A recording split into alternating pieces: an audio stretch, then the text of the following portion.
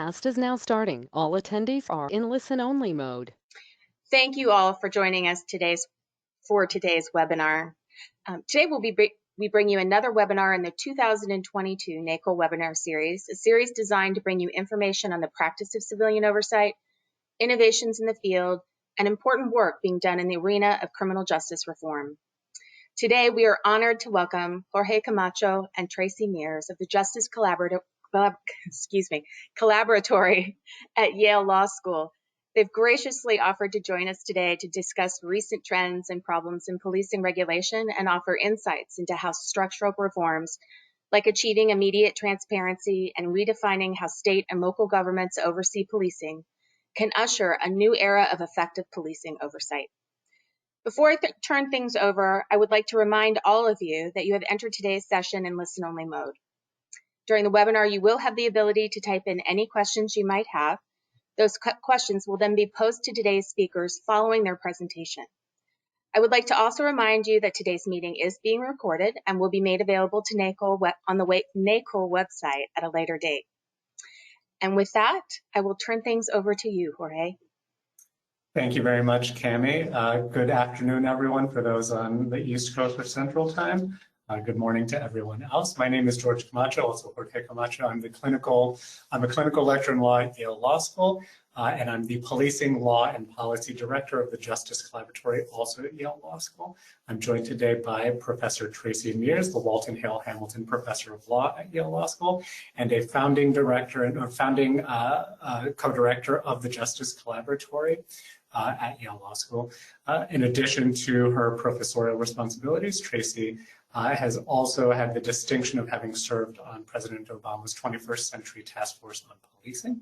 And today she and I will be presenting a very broad overview of recent trends in policing issues that affect oversight and that affect many of kind of the most salient issues in policing of the day. And we'll also be discussing some of the proposed solutions that we have to many of the most critical problems that we've identified and that these trends highlight.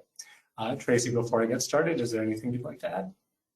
No, not really. And then, of course, I'm going to add something, which is to say, one of the things that George and I hope folks are focusing on, regardless of what your goal is in terms of the future of policing, one of the things we're very clear about trying to get listeners today to understand is that there needs to be a legal architecture for moving forward. And that legal architecture actually doesn't necessarily focus on the specifics of what agencies are doing, but instead is a structure of law and relationships between what states can do and what municipalities can do. And this is a very important point that many of those who are working in the space overlook. And so we would like to highlight it today. We'll definitely be highlighting those and getting into some of the nitty-gritty examples of what we think should change, what we think that landscape should look like. So without further ado, let's get into it. So this webinar aims to accomplish three things. First, we'll be exploring different trends in police oversight and policing issues more generally.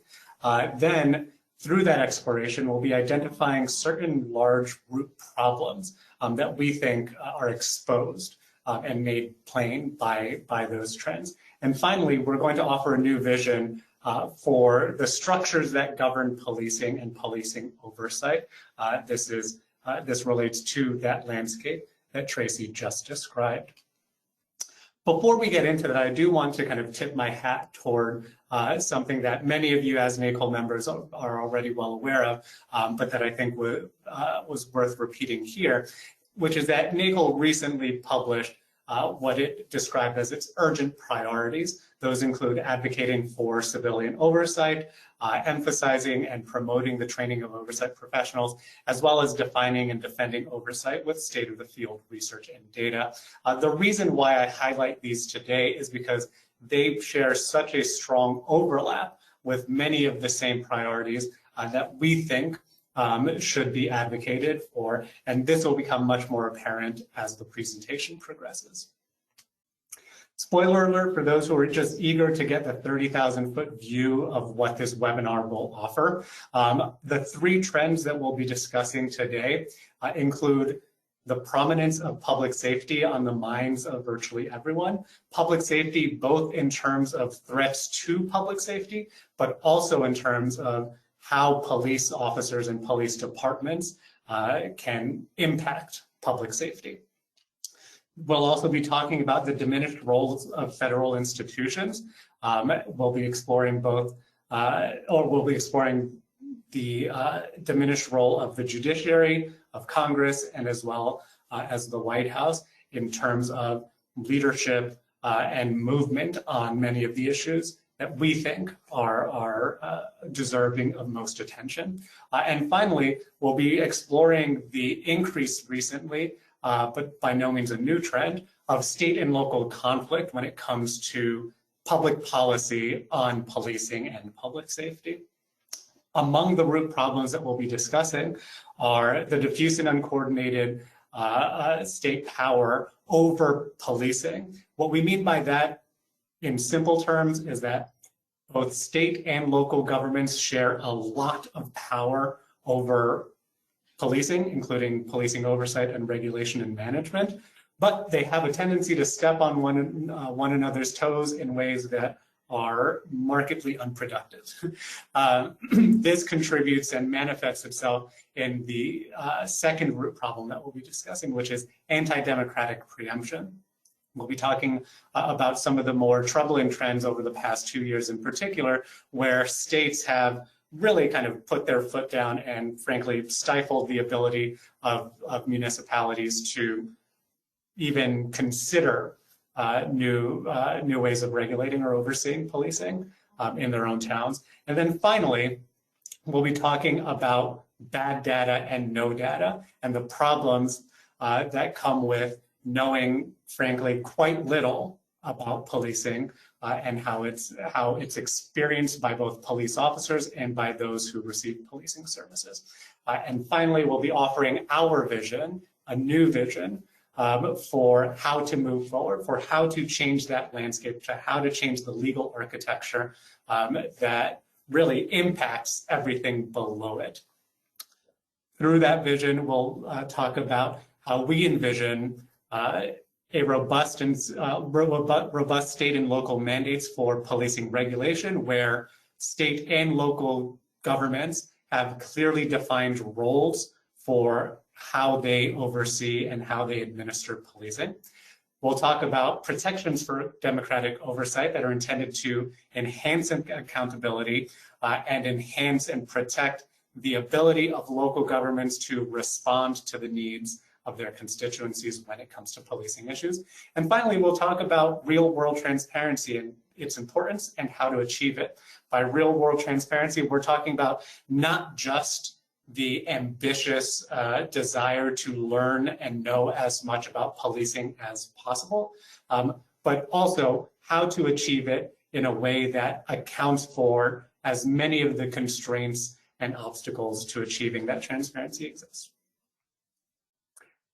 As discussed, the first trend we'll be talking about is public safety, and what this graph demonstrates, and I acknowledge that for many of you, depending on the screen that you're watching on, this may be a little bit difficult to read, but I will talk through it to help you understand what it says. This is a graph that was created by the FBI through its FBI Crime Data Explorer that demonstrates the rate of violent criminal offense in the United States from 2010 to 2020. What you see here is basically a dip in the rate of violent criminal offense starting in 2010 through 2014, where it reached its lowest point in the last 10 years. You see a pretty steep increase within the next 2 years, where it hits a second peak. A very gradual diminishment up until we hit 2019 and really kind of the entry point into the pandemic. And then we see a third peak arising in 2020. Now, data on rates of criminal offense, of violent criminal offense over the past 2 years since 2020 has been spotty, but at least anecdotally, there have been kind of two prominent trends. One is that in the years from 2020 to through 2021, we saw a rise in gun violence and homicides in most places, and a reduction in property offenses and nonviolent property offenses. Much of that has been attributed to the pandemic, although again, the interplay between the pandemic and rates of violence still is not well understood. However, in the past 6 months, 7 months, we've seen a reversal of that trend where certain violent crime, including homicide, has begun to reduce the rate, its rate of offense has started to come down a little bit, whereas property offenses, nonviolent property offenses, have started to go up a little bit. But really, what we've seen in the past 2 years is, at the very least, a maintenance of the kind of heightened rate of violent criminal offense that we've seen in the past 5 years compared to that 2014 low. On the flip side of the public safety coin, we've also seen kind of a maintenance of the interest among the US public, the US adult public, in police reform.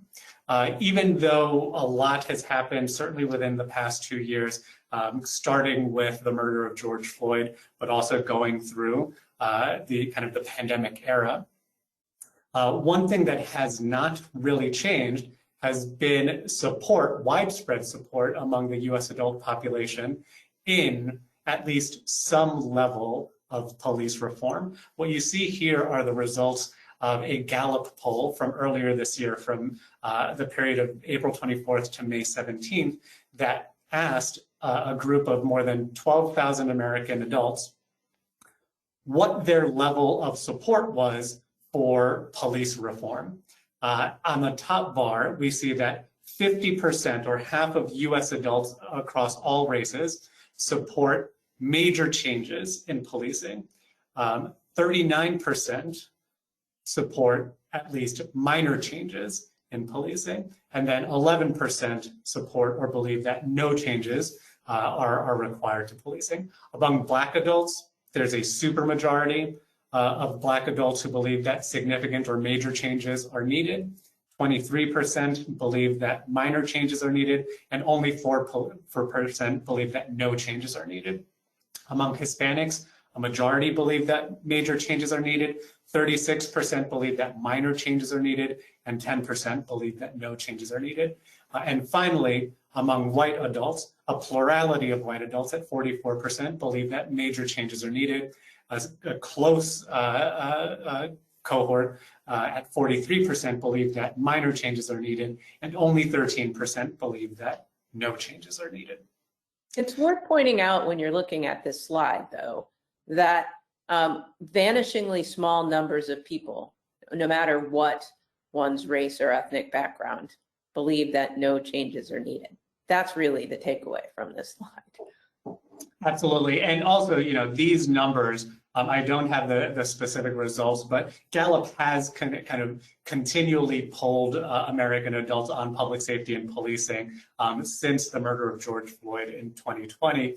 And again, these levels have remained high. And again, what's remarkable is that these numbers are similar to the numbers that were produced in the immediate aftermath of George Floyd's murder.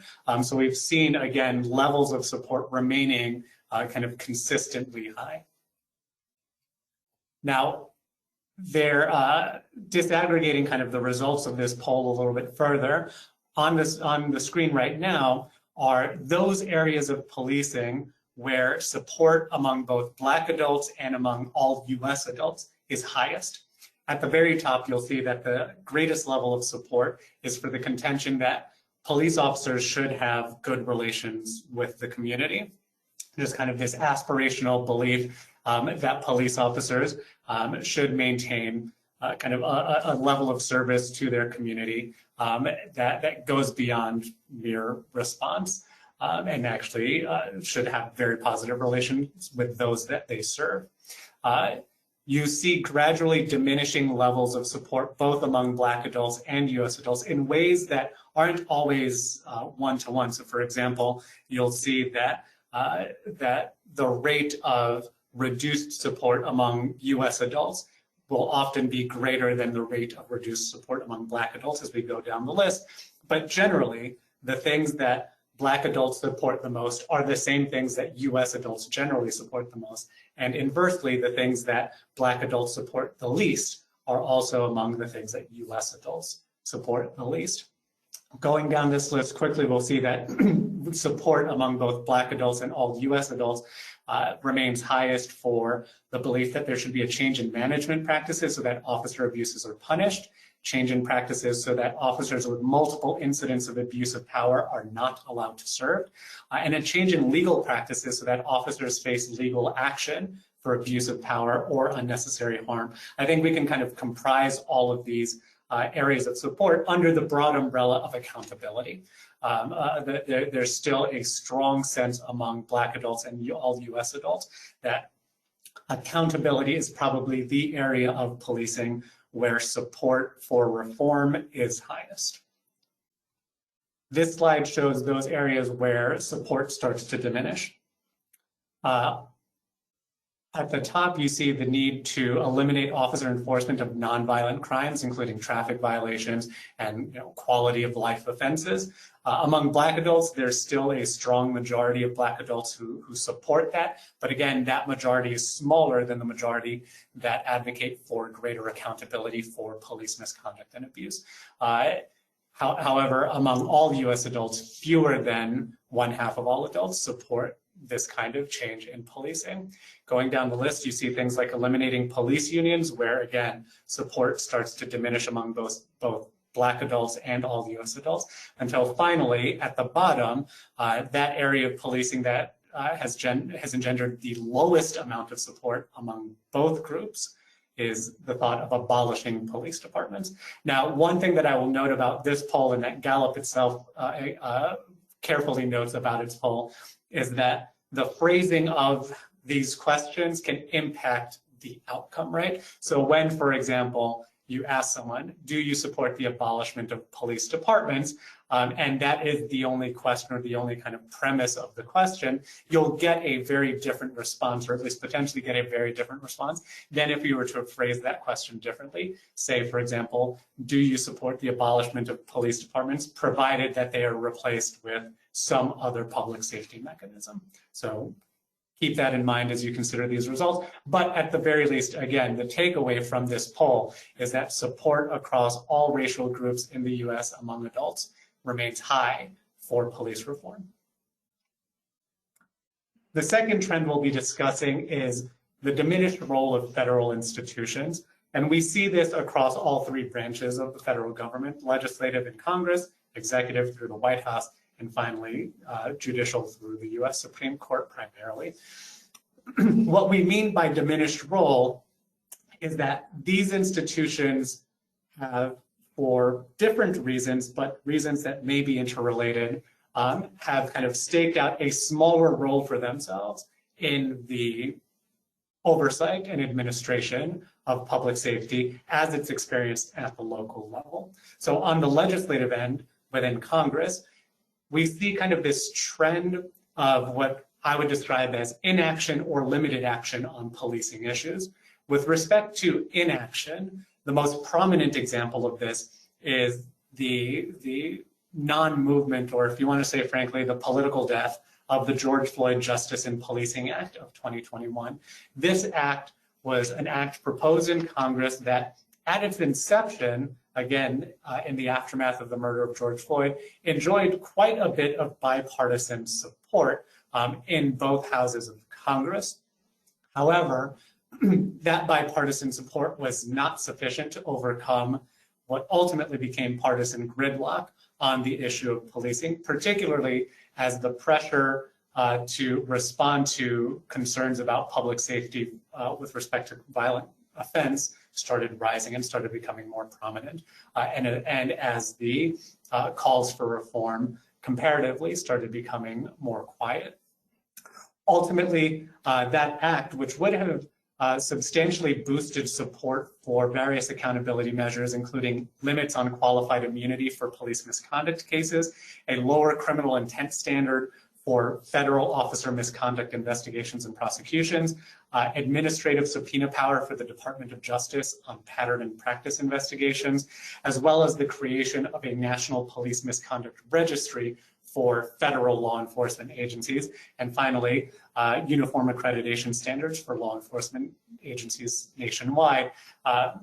Despite kind of what started off as support for those different initiatives, this act was effectively declared dead politically by September of last year, and there's no reason to presume that it will move forward within this session of Congress at any point.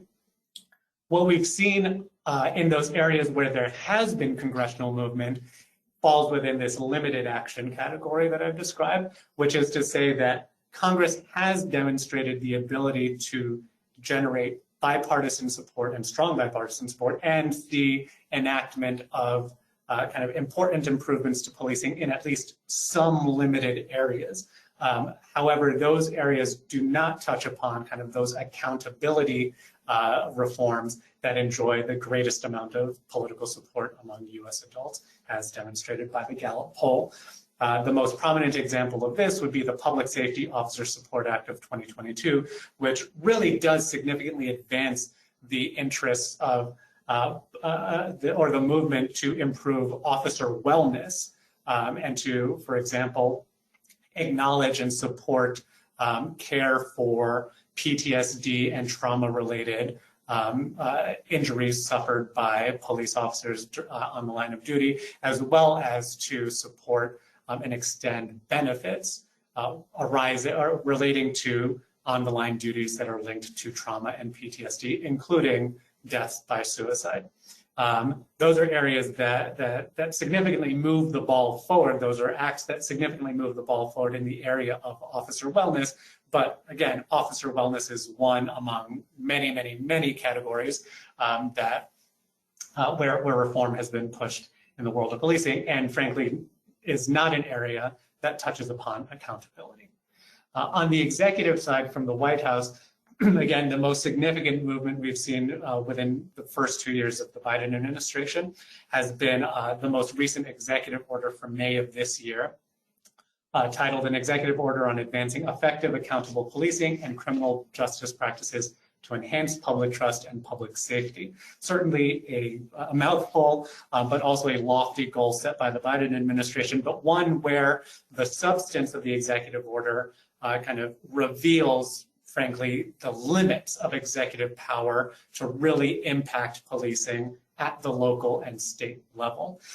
This executive order really kind of exercises the power that the executive government has on its own, which is to say, not much power.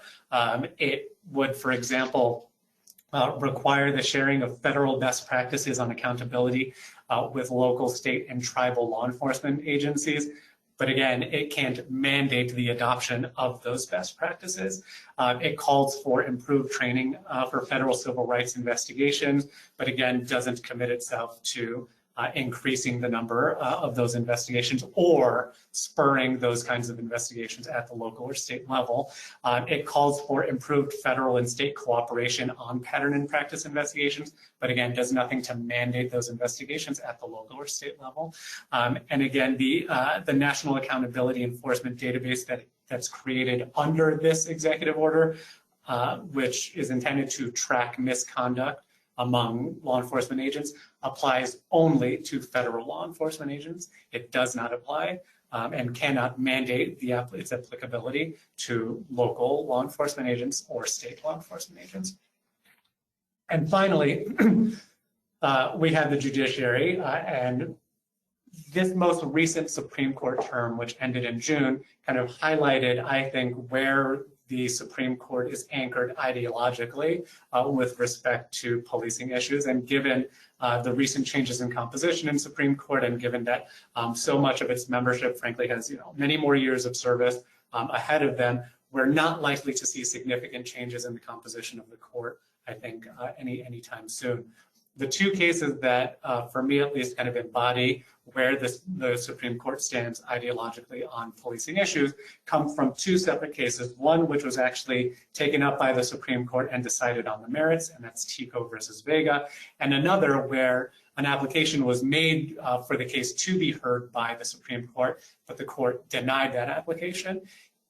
In a rather unusual but increasingly common move, the denial of that petition to hear the case before the Supreme Court spurred a dissent by Justice Sotomayor, and I'll get that in just a second. But to go back to Tico versus Vega, the case where they did decide on the merits, that case presented the question to the court of whether or not a violation of Miranda versus Arizona, that case that requires police officers to inform you of certain constitutional rights before they interrogate you, whether a violation of that decision is eligible for a civil lawsuit or can give rise to a civil lawsuit under Section 1983, this federal statute that allows for civil lawsuits against the federal government for constitutional violations.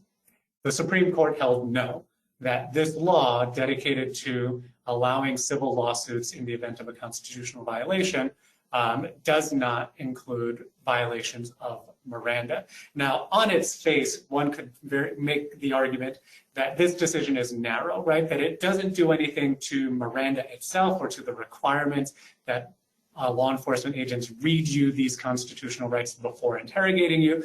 And from a technical standpoint, that is true.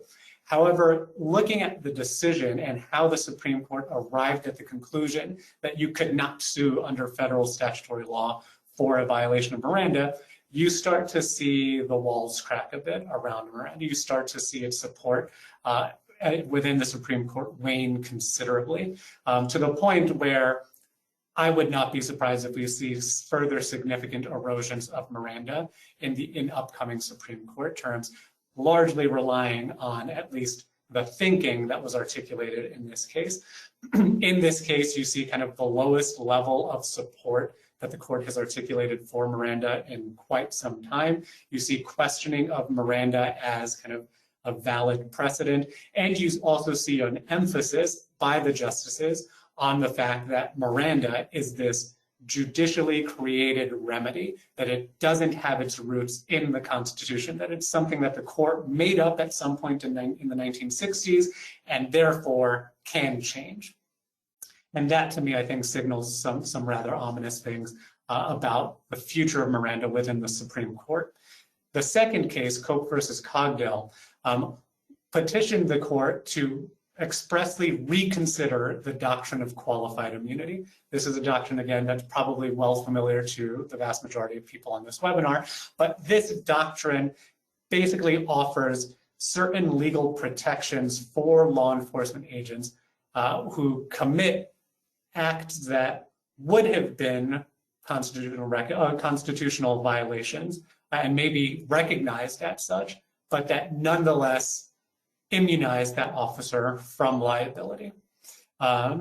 Critics of the qualified immunity doctrine have basically argued that this doctrine has been expanded significantly since it was first conceptualized, to the point where it is increasingly difficult, if not oftentimes flat out impossible, to sue someone for a constitutional violation because they will always be protected by some form of qualified immunity.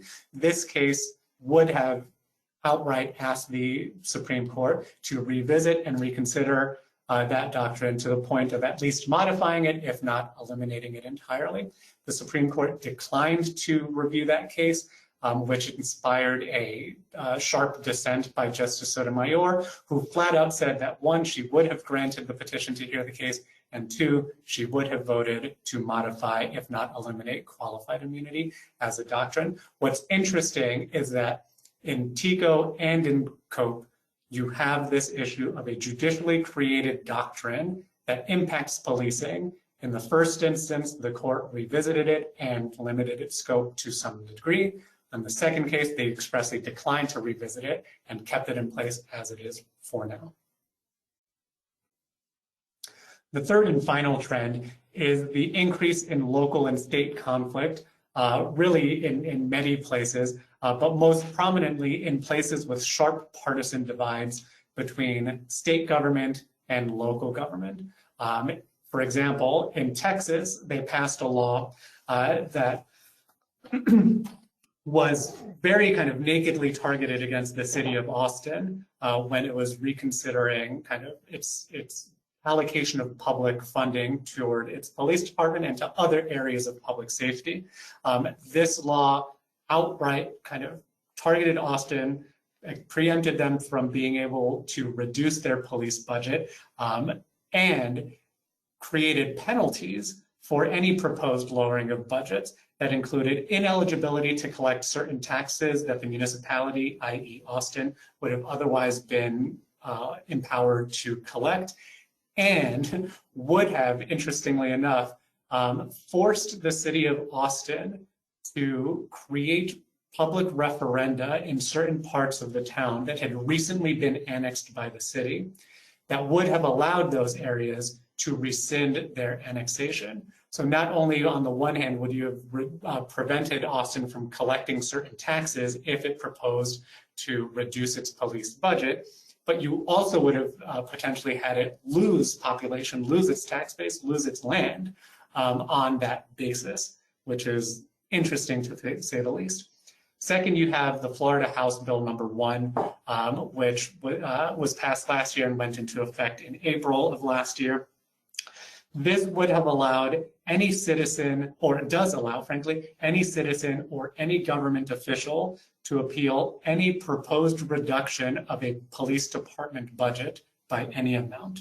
That appeal would then go to what's called the Administration Commission, which is a commission that consists of the governor as its chair and the governor's cabinet as its other members, who would have had a non-reviewable authority to either repeal the budget, modify it, or to approve it. This would have given, or this does give the state of Florida considerable and unprecedented control over local budgets in a way that so far we haven't seen anywhere else. And finally, you have Georgia House Bill 286, which flat out restricts the ability of any town to reduce by more than 5% a year or more than 5% cumulatively over 5 years any police budget, with the narrow exception for financial hardship, although that term is not well understood. I included Wisconsin here because Wisconsin passed a bill in both houses of its legislature that would have pegged the ability, the state aid to a locality by how much or how little that locality reduced its police budget. So for every dollar that a police budget is reduced at the local level, the state reduces its aid to that locality. So effectively doubling the reduction in state or in local budgets in a way that would make reductions in police department budgets fiscally untenable. That law was vetoed by the governor in August of last year, and that veto was affirmed in May of this year. But Wisconsin came incredibly close to enacting, again, one of these kinds of laws that demonstrates the sharp divide between state and local governments on policing issues. Arizona, Indiana, North Carolina, Alabama, and Missouri are among states that have at least proposed similar restrictions on local abilities to, local authority to reduce police budgets by some threshold amount. But as of today, at least, those laws have not been enacted, have not passed. So what do we see from kind of the cumulative effect of these three trends? Well, first, we see that there's an increased demand for public safety in response to the increase in violent offense over the past 5 years, 7 years in particular. But that demand also on its other end, on the flip side of that coin, calls for A public response through effective, equitable, and available policing. Effective meaning that you want it to address the public safety concerns of violent criminal offense. Equitable in the sense that you want to see a reduction in disparities of how policing is administered on the ground. And available in the sense that people are frankly wedded to kind of the idea of having a police department at least available to respond, if not exclusively, at least as part of the kind of common public safety response at the local level. We also have seen decreasing support and leadership from federal institutions, again, at the executive, legislative, and judicial levels. And all of that has contributed to greater pressure on local and state institutions and local and state governments to assume the mantle of leadership on policing issues. However, we see the assumption of this mantle undermined by increasing political tensions between these two levels of government. Now, these trends have highlighted certain root problems that form the core of what we'll be talking about when we talk about the solutions as part of our new vision. These root problems include the fact that between state and local governments, they share a lot of responsibility and a lot of actual power over policing, but they don't coordinate with one another in a way that yields incredibly productive public policy. So for example, state and local governments can impact funding, they can impact budgeting, they can control personnel administration, they can regulate policing, they can control, at least to an extent, what police officers do through the enactment of criminal laws. At the state level, you can create felony and misdemeanor laws. At the local level, typically you can at least create misdemeanor laws. Both of these levels of government can oversee policing and create robust oversight bodies. However, many don't, or they will kind of create institutions that are contradictory to one another or policies that are contradictory to one another. Finally, discipline, training, and certification. Again, areas where both local governments and state governments yield and wield the authority to enact policy on these issues, but do so oftentimes in ways that are, to say the least, non-complementary of one another. What we've also seen is kind of the rise of preemption, not as a natural consequence of state laws being enacted, which then form a floor or a ceiling to what local law can do, but rather as a political tool that can be used to squash the ability of local governments to regulate and administer policing at the local level. This map, which is from the 21st Century Cities Initiative at Johns Hopkins University, shows those states where one party will dominate over the other. So along the coasts, you see states where the Democratic Party controls the entire legislature, the entire state legislature, as well as occupies the governor's office. And those states that are in red holds true for a full Republican government rather. In Texas, Georgia, and Florida, you'll see that there are 3 stars, and those 3 stars signify those areas where the conflict between state government and local government has manifested itself most fiercely. So in Texas, as discussed, we saw kind of political combat between the governor's office as well as the city of Austin, which is a deep blue city in a deep red state. In Georgia, we see the same with the state of Georgia and the city of Atlanta. And then in Florida, although the divides are less sharp there, there is tension among some localities, primarily in southern Florida, and the Republican-controlled state government there. Finally, we have this sense that there's much about policing that we either know poorly or that we don't know at all. And we refer to those as the bad data and no data problems. Here, with respect to bad data, and I apologize for those who are watching this on a small screen where where this graphic may not appear very clearly, but I'll guide you through it. This is a graphic that was created, that was published in the Lancet by researchers who studied the accuracy of the records that are maintained relating to deaths caused by police action.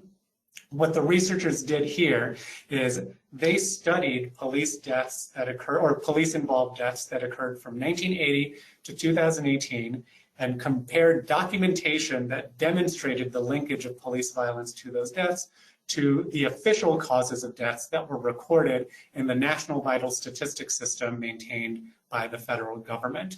What they found was that the federal government's database on these deaths severely undercounted the rate at which, or the involvement of police in these deaths. So for example, among non-Hispanic Black people who experienced a death that involved police violence, and you'll see that graphic at the lower left-hand portion of the screen. You'll see that in places like Idaho, Vermont, Arizona, Oklahoma, Missouri, the rate of misclassification of those deaths so that the official cause of death as recorded in this federal database did not indicate police involvement was as high as 100% in Idaho and in Vermont, or at the very least closer to 75 to 80% in Oklahoma, and significantly greater than 50% in places like Arizona, Nebraska, Missouri, and Louisiana. The rate of misclassification was lowest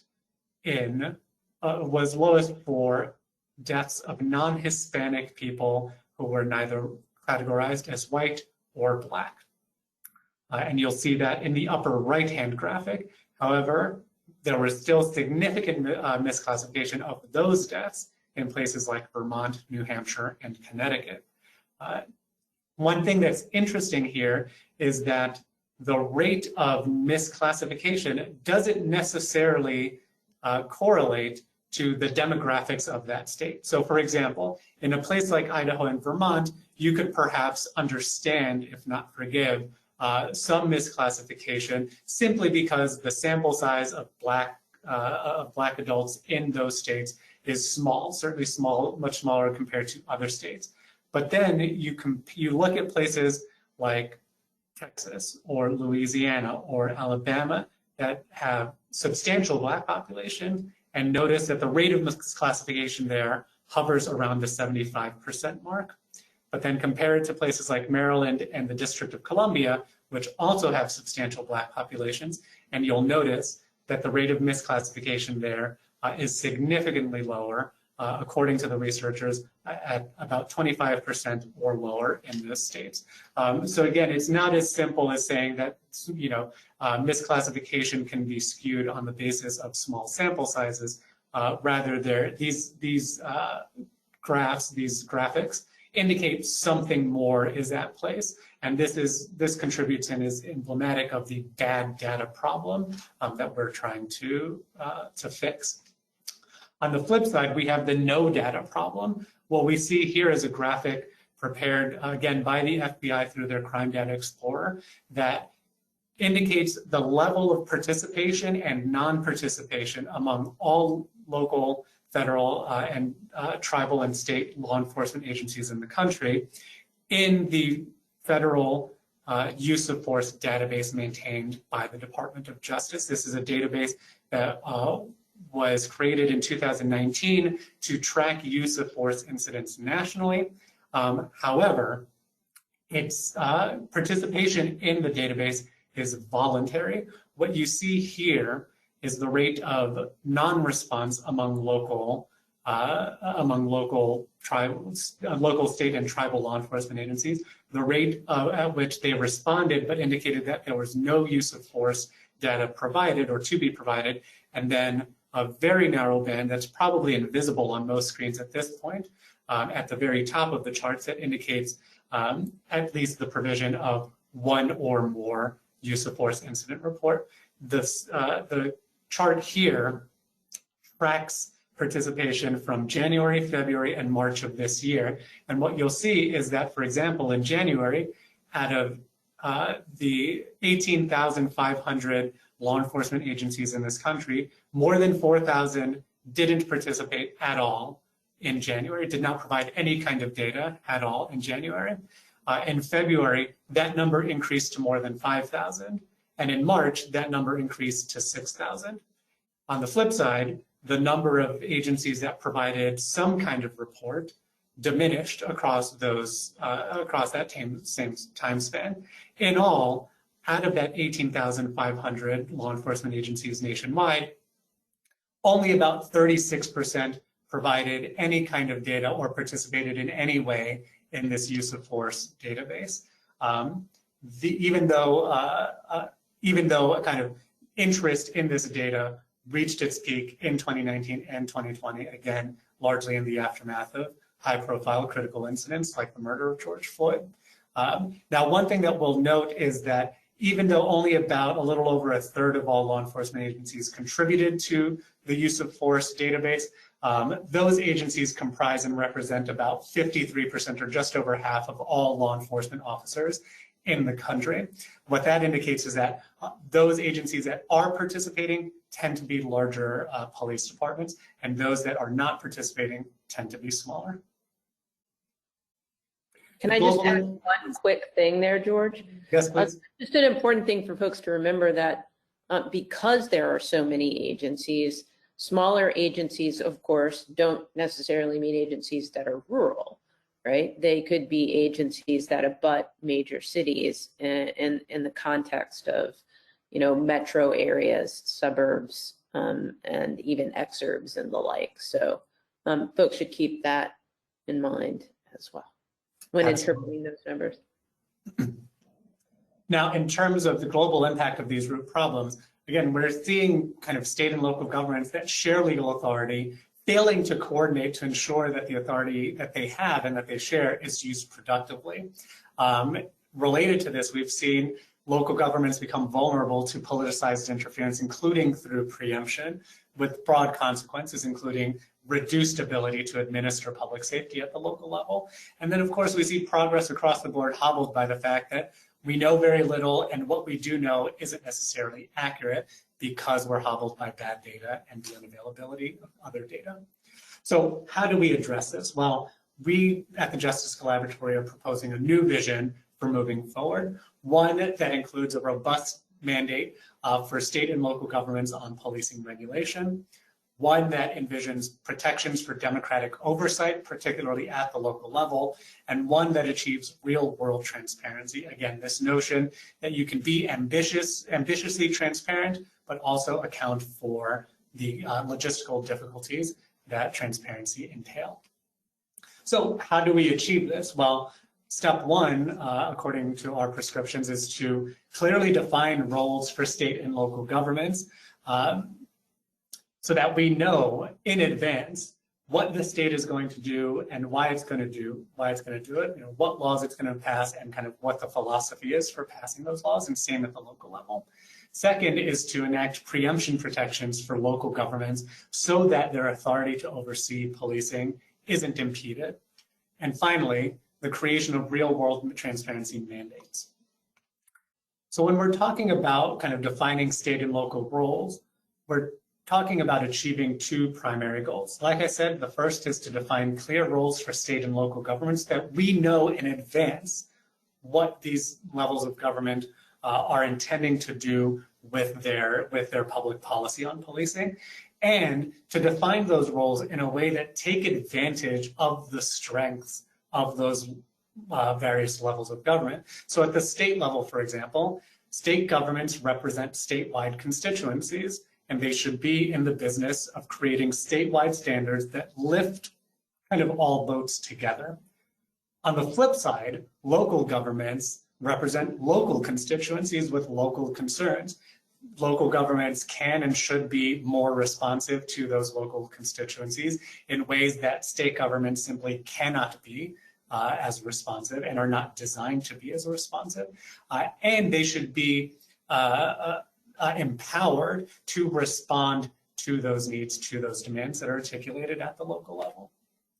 So our proposal is twofold. On the state level, we propose a rejuvenated model for state post commissions, Again, this audience is probably well familiar with post commissions, but we're talking about police officer standards and training commissions that exist in some form or another in most states in the country, some of which are very robust already, others of which are purely advisory and have an incredibly narrow mandate to advise on a narrow band of issues. What we're proposing to do is to make them all robust so that they are empowered to establish minimum certification standards for police officers, police departments, and law enforcement training providers across the board, not just one of those three categories, as well as to have this robust state regulatory scheme still accommodate the ability of local governments to establish standards that exceed state minimum standards.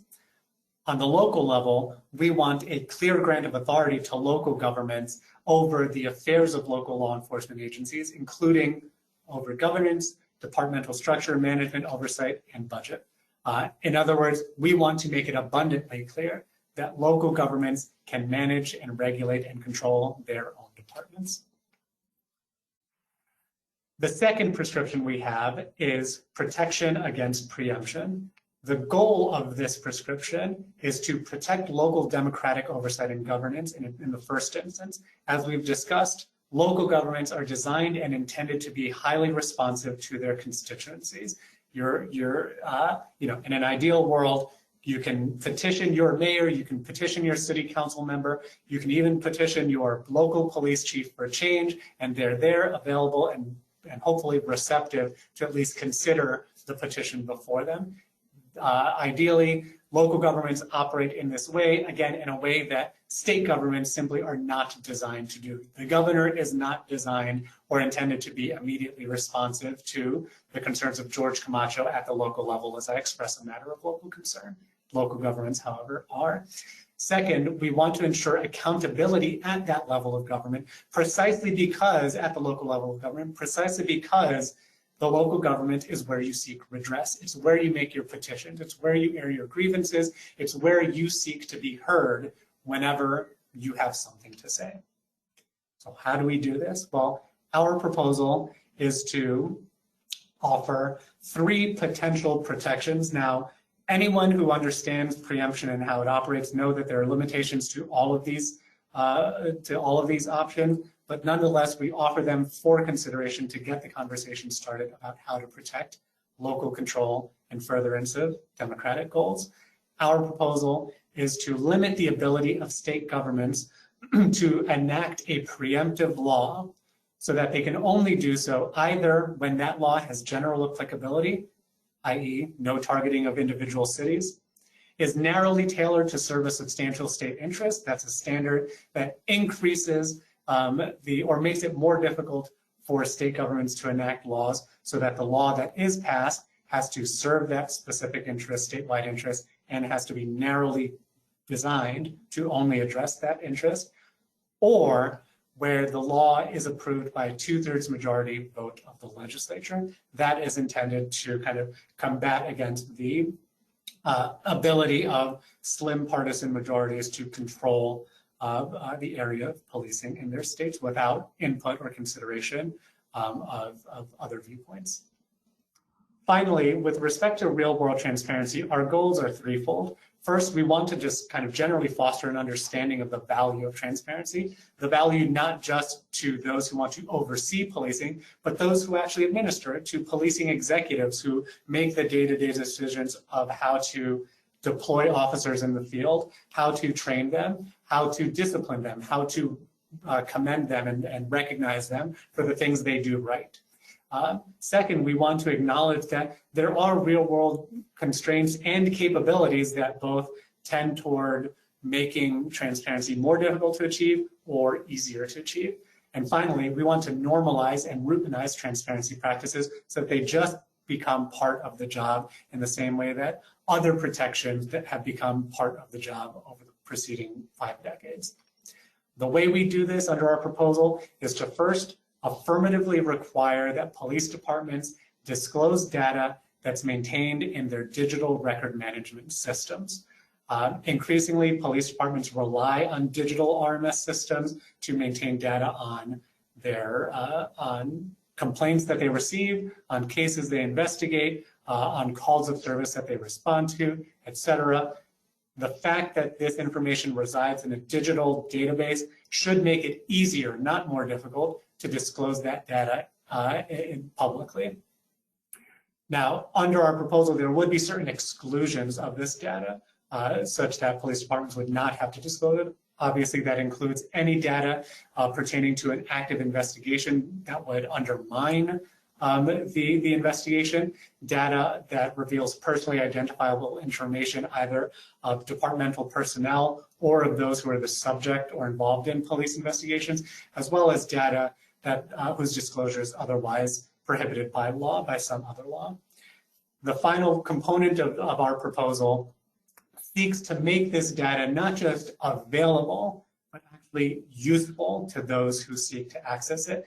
And that's why our proposal includes mandates regarding the form and composition of the data, such that the data is machine readable, so that you can analyze it using computers, disaggregated, so that we get kind of the most granular level of data that's maintained, so that, for example, you can know not just the rate of use of force among an entire department, but even potentially at the individual officer level.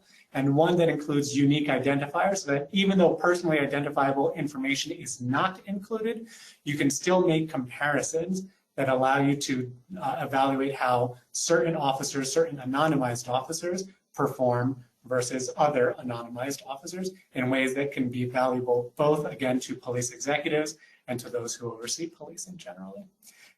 If you'd like to learn more about our proposal, then I invite you to visit our website at justicehappenshere.yale.edu, where we have model legislation on both defining state and local authority, and soon model legislation published on data and transparency that goes into much more depth about the themes and prescriptions that we've discussed here. Now I'll open it up to questions. Thank you, Cami. Thank you so much. We do have a couple of questions that I wanted to start with. And just as a reminder, if any of you in the audience have additional questions, please feel free to type them in. We do have a little bit of time for some this afternoon. So the first one is, under your no data slide, is this reference to NIBRS data or something else? So the FBI, I think, aggregates this data from various sources. I know that the feds created a specific database for use of force data. I don't know if it's collected through NIBRS or through some other voluntary reporting mechanism. I also know that NIBRS also suffers from a lot of the same issues with respect to participation and accuracy. I think that's a little bit beyond kind of what we're prepared to talk about now, but I couldn't say whether it's specifically NIBRS or through some other reporting scheme. I'd just like to add that the no data problem is not just about what data the federal government collects. So George has already mentioned the fact that the federal government had a use of force database that was created back when President Obama was president, and it was never mandatory. So that's a problem at the federal level, but this lack of data, it goes all the way down. As my colleague Heather Gerken would say, states don't actually collect data on municipalities. Some municipalities actually don't have data to give to the federal government. So this is not just about lack of data about crime, which is what NIBRS is about. It's just that we just suffer from a paucity of data about what police are doing. I'll say one more word about this. I also serve on the monitoring team for Baltimore. And when we started doing that, the lack of data that the city of Baltimore had about its own officers was shocking, right? And so you cannot hold accountable or laud people when you have no idea what anybody is doing at any time. That's data. Thank you for that, Tracey. Is the data transparency model legislation available online? It will be imminently. It should be available this week, frankly. It's not up there as we speak, but within this week, it'll be up there. Okay, perfect. Because the good news is we already have people looking for it. Excellent. The next question is, how or why would state governments limit their own power? How how would one enact rules or laws limiting state preemption? Sure. So the mechanics of implementing that can be varied, right? You could presumably do it through just the creation of any law like you would any other law. But more likely, you would have to at least consider creating a constitutional amendment to a state constitution to allow it. So yeah, the question is, why would any state do this? Why would they limit their own authority? Well, some states already have. There is the doctrine of home rule that's stronger in some places than in others.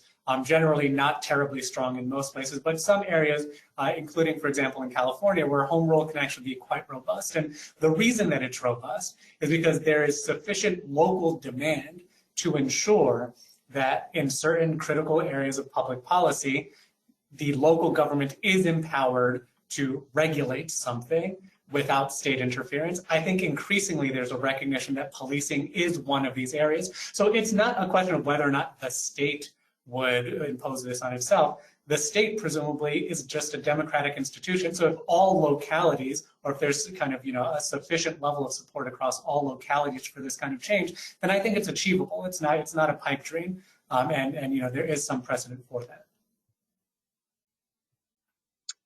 One quick addition to this is just to point out that whatever, just for home rule, for those of you just not clear, that's just a city's ability to, enact its own regulations without actually having to go to the state to enact those regulations. We have very little home rule, for example, in Connecticut. It's much more common in Western states. But of course, whatever a state is doing, even in the context of home rule, it cannot violate constitutional provisions either of a state or the federal government. So there's no home rule of a city that can say we can violate an individual's constitutional rights with impunity, for example, just to be clear about that. Thank you for that. Our next, if you have time, I know we're a little bit over. Do you have time for a few more questions? Perfect. Have you seen any evidence that states or municipalities are changing the description of data in ways that undermine data collection? For example, calling use of force response to resistance?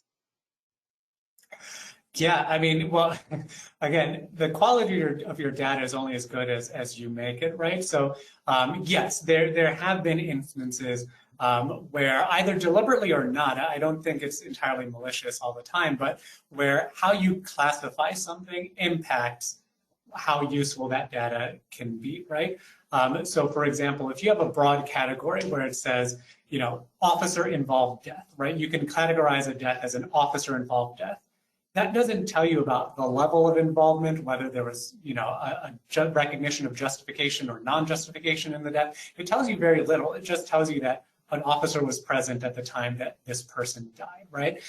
So I think there's less of a concern, I think, around deliberate miscategorizations or using euphemistic terms to, discuss what happens or how data is collected, but just really inattention as to why we're collecting this and what purpose it's intended to serve. If we had a greater appreciation of the purpose for why data is being collected, then I think our data collection practices would improve across the board. But all too often, we don't think about that first. George's point is an excellent one, and I actually want to tie it to a point he made earlier in the webinar, which is to say this issue about data intersects with the issue of overlapping control of policing entities. I'll give you another Connecticut example. So in Connecticut, the state legislature passed a law prohibiting certain forms of use of force. Our post on a committee on which I served actually tried to create some guidance about what kinds of policies agencies within the state should have in order to carry out that legislation. There's an interesting issue though. If the agencies don't actually collect data relevant to the prohibitions and track them, that would only be one step. And then there's actually no reporting mechanism whereby some higher level entity at the state can actually audit these numbers and actually control, oversee, and observe how the agencies are going about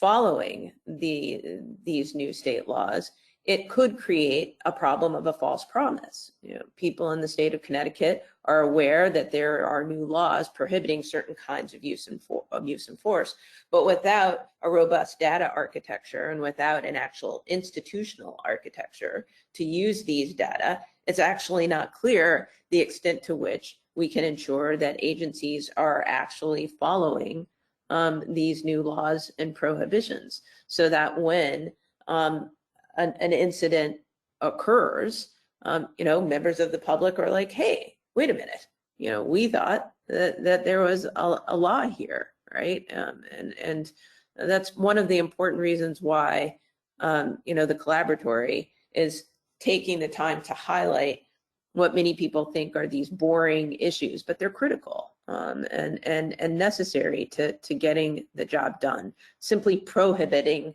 activity is only a very, from my mind perspective, frankly, minimal first step.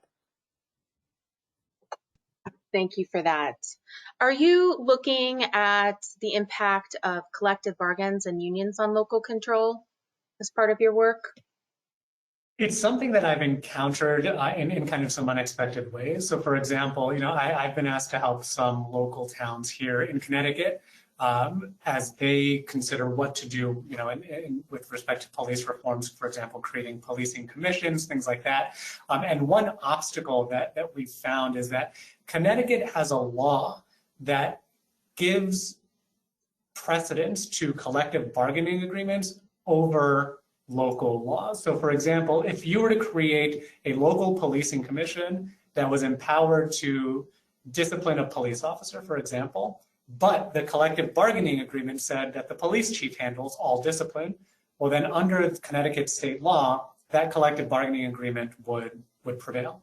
And the commission would not be empowered to discipline officers despite what the local law says. So we see it kind of play out in that way where substantively the collective bargaining agreement controls, but also from a process standpoint, if you aren't in a position to renegotiate that collective bargaining agreement and change its substance, then you're locked in. You're locked in until the time where you can revisit it. Many of these agreements are in place for as little as 2 years, as many as 5 or more years. So, you know, you could be locked in for a substantial amount of time. And if something arises that prompts, you know, another huge call to reform, you might be hobbled in terms of what you can do.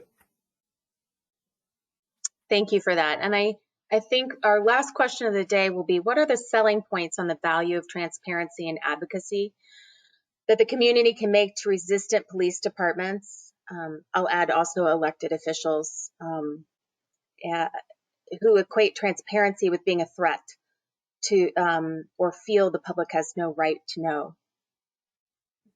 Yeah, what I always tell people is that this data is useful to police departments. It's useful to those who are on the ground doing police work. It's useful to those who are their bosses within a police department. It's useful to police chiefs, right? And you know, I think a lot of the hesitation among police departments is that you're going to use this data, you know, to fish around for things that will make us look bad, right? But oftentimes you want to know just as much about what they're doing right as is what they're doing wrong, right? You want to be able to create baselines for comparison. You want to know why Officer Camacho may stand out as an officer compared to someone else, and you may want to know it so that you can commend him, so you can recognize him, right? If we don't know what I'm doing, then how can you either condemn me or commend me? And how can a police department do that if they're not at least tracking this same information, even if they're not making it publicly disclosable? So I think there's a considerable overlap of interest between the public and police departments about how valuable this information can be. Okay, so George played, you know, maybe I'll use an unfortunate metaphor, but good cop. Let me play bad cop. I mean, that argument is just frankly ridiculous. I don't see the basis for it. So the first thing I would say, in addition to the good cop arguments, is to actually ask that person to articulate what is the argument for not having the information. I don't think that they can actually come up with one, especially in light of the arguments that George just said, because, you know, if they're not collecting the data at all, then they have no idea what their people are doing. There's no legitimate argument for actually not knowing what your people are doing. There's a second question, though, about how public the data is. And so I think to that, I would say, transparency doesn't necessarily have to be, a data dump. And in fact, in some cases, when you're talking about giving information, making information public, just making public every single piece of information you have without any guidelines is, I would argue, is actually not transparency. Inherent in the idea of transparency is legibility, which is that the data needs to be useful in some way. That's an important aspect of it too. And then I think I would just say, just about transparency is to use an analogy, which is to say, we have tons of information about other public entities. Let's take schools. We know lots and lots of information comparatively about the schools in our cities and towns compared to policing agencies. And so, another argument I think a person can make, is there any reason why I should know less about what the policing agency does or is doing in my town than I know about the public school in my town? Especially since the personnel in a policing agency carries guns and can kill me. What's the argument for that? Yeah, one thing that I want to add is that I always find it remarkable for anyone who watches sports, the incredibly obscure stats that broadcasters can pull on literally every player on a team. The most this is his third point on a Tuesday, over the past 15 years, it's just incredible, right? Like they know these things because they collect the data, because they pay attention to it, because they analyze it relentlessly, and because they report on it. There's no reason that we shouldn't know, similar things about those who are empowered to use force against us, including potentially take our lives, as well as those who are empowered to protect us, right? This is by no means partisan on one side or the other. We just want to do policing better across the board, because doing policing better is superior to doing it how we're doing it now. Thank you for that, both of you. And I think that that's an excellent place to end today's session on. I would like to extend my appreciation to both of you for joining us today and sharing your perspective and knowledge with our audience. Not to mention allowing us to hear just a fraction of the important work that's happening at the Justice Collaboratory. The information provided today will be incredibly valuable to those in the oversight community and those working around it. So thank you very much. We are greatly appreciative. Thank you, everyone. Thank you, Cami. Thank you. And just as many of you are aware, just a couple of notes for the rest of the audience. Our 2022 annual conference, which will have both an in-person and virtual component, is just around the corner. Both components will have a combined 35 sessions, which will provide a wide range of information valuable to both the practice and scope of civilian oversight of law enforcement. You can still register and get additional information by visiting NACOLE.org. Also, our 2022 webinar series will continue on October 11th following the annual conference, when we will be welcoming Dr. Cynthia Lum, the director of the George Mason University Center for Evidence-Based Crime Policy, to discuss evidence-based policing. Thank you so much for being here today, and we look forward to seeing you at our next NACOLE event. Thank you, everyone. Thank you.